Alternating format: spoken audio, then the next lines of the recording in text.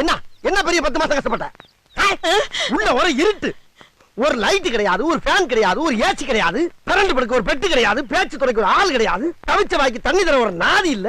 சரி நம்மளா போய் குடிச்சு தொலைவுன்னு பார்த்தாலும் ஒரு செம்பு கிடையாது. என்ன பெரிய கஷ்டப்பட்ட?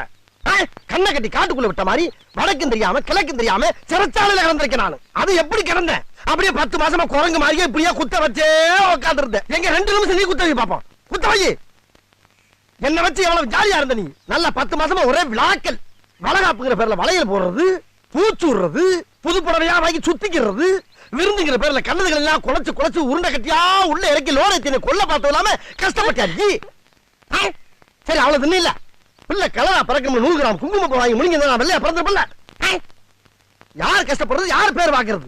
போட்டு தள்ளி பாத்தியாடி பார்வதி என் பிள்ளையோட அறிவை. இந்த உலகத்துல மக்க மனுஷ தோண்ட காலத்துல இருந்து இப்படி